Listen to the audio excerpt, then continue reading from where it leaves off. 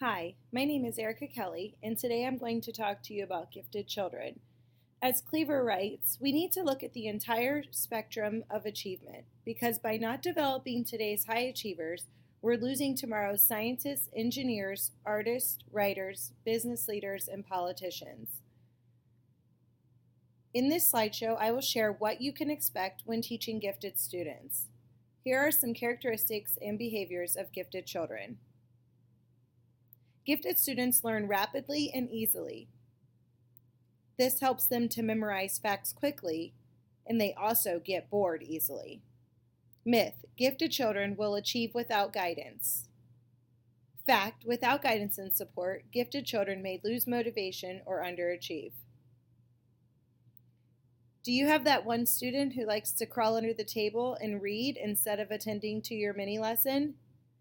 Probably a gifted student. They're avid readers. Sometimes they neglect other responsibilities. Myth: gifted children should be given larger quantities of work at average grade level. Fact: gifted children need a high degree of educational challenge, not more of average level work. Gifted students have a long attention span. This helps them to stick with tasks. However, sometimes they resist class routines. Gifted students are curious, they have a variety of interests, and they're very imaginative.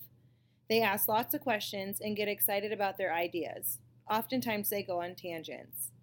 Myth: gifted children are teacher pleasers and easy to teach.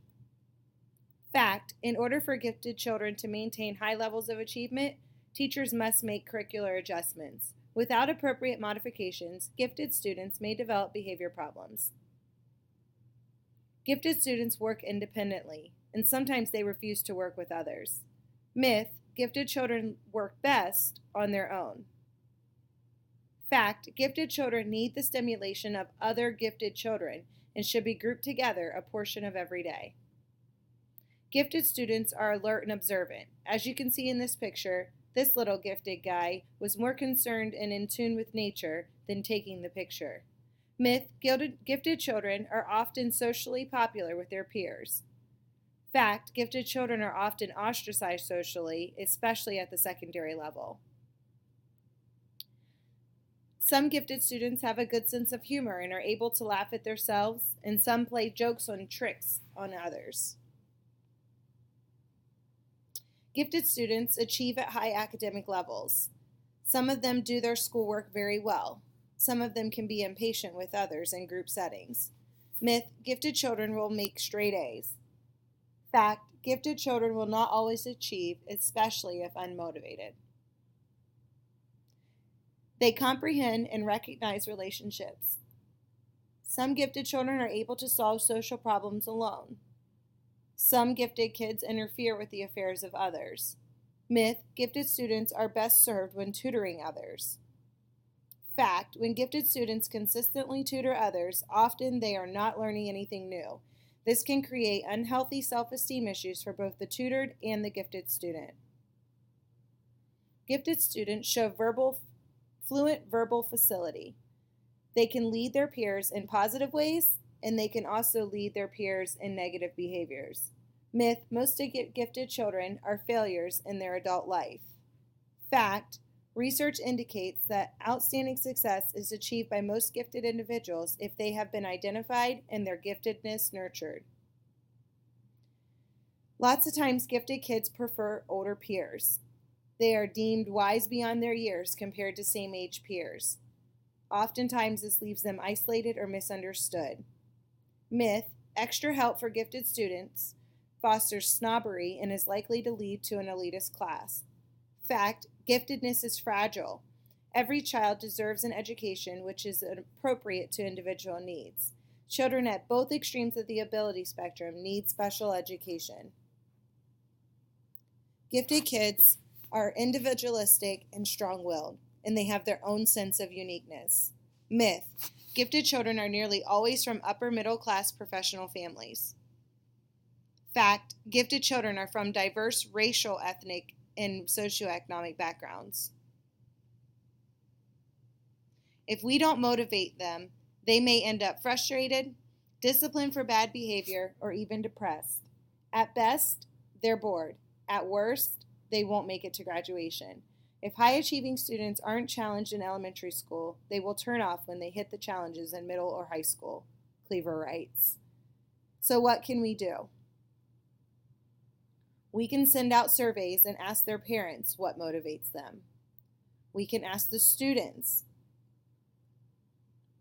In the article, Motivating Gifted Students Who Are Not Achieving, it suggests that you learn about your students' interests and integrate those as much as possible. Offer authentic choices. Make activities that the students can master, but not without effort and the use of appropriate strategies. Help students set short and long-term goals. Explain the purpose for lessons and assignments. Keep samples of previous academic work to show growth and improvement. Give essential compliments. Allow for opportunities to interact with more challenging and interesting material. In the article, Teach to the Top, more ways to help keep students engaged are to provide open-ended assignments, create opportunities for collaboration with other gifted peers, use tiered assignments and layered lessons, let them pursue independent projects, find the right books, consider if they need an accelerated program. Differentiate. It starts with pre-assessment. Next, adjusting questions, compacting curriculum, using flexible grouping, anchoring questions, interest groups or centers, providing graphic organizers, tic-tac-toe or extension menus and activities, independent studies or projects, and also mentorships and apprenticeships for students. Choice, choice, choice. The product allows the teacher to make the connection between teaching and learning, says John Lester.